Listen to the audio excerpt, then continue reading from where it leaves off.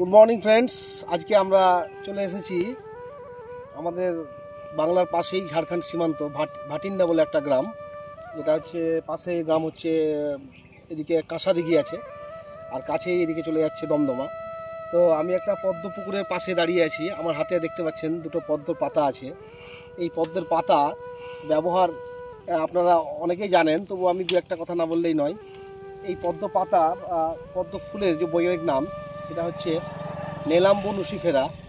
এই পদ্মের পাতার মধ্যে দেখছেন ওপরে একরকম মোম জাতীয় পদার্থ থাকে, তার জন্য এখানে জল আটকায় না, যতই জল দেওয়া হয় আটকায় না।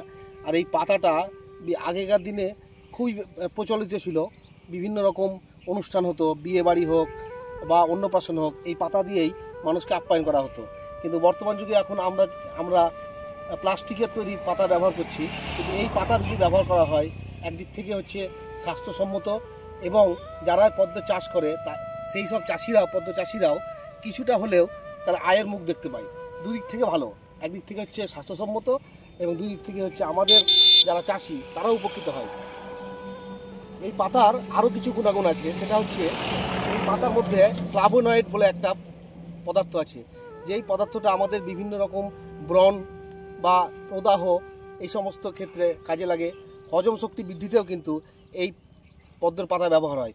পদ্মের পাতা শুধু নয়, পদ্মের কাণ্ড এবং পদ্ম ফুল তো আমরা জানি ব্যাপকভাবে পুজো অর্চনার কাজে ব্যবহৃত হয়, এবং পদ্মর একটা ফল পাওয়া যায়, সেই ফলটাও আমরা খেতে পারি। এই ফলটাও কিন্তু হজম মানে বর্ধক হিসেবে কাজ করে, হজম শক্তি ভালো করে। এর মধ্যে ফাইবার আছে, যেটা আমাদের মানে পেটের সমস্যা থেকে আমাদেরকে মুক্তি দেয়।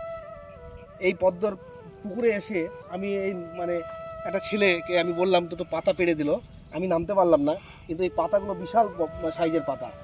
আমি অনুরোধ করব এই ভিডিওর মাধ্যমে যে এই পদ্মের পাতা যাতে আবার ফিরে আসুক, যাতে আবার সবাই এই পদ্মের পাতা, শাল পাতা, কলা পাতা, যেগুলো পরিবেশ বান্ধব, যেগুলো আমাদের গ্রাম ঘরে পাওয়া যায়, তাতে কী হবে, গ্রাম ঘরে চাষিরাও কিছু উপকৃত হবে। তার সঙ্গে সঙ্গে আমরা অনেক বিভিন্ন রকম অসুখ বিসুখ থেকে, যেগুলো আমরা প্লাস্টিকের পাতা ব্যবহার করছি, সেখান থেকে আমরা অনেক দূরে থাকবো, ভালো থাকবো। সবাইকে ধন্যবাদ জানিয়ে আজকে আমি এই পর্যন্ত শেষ করলাম।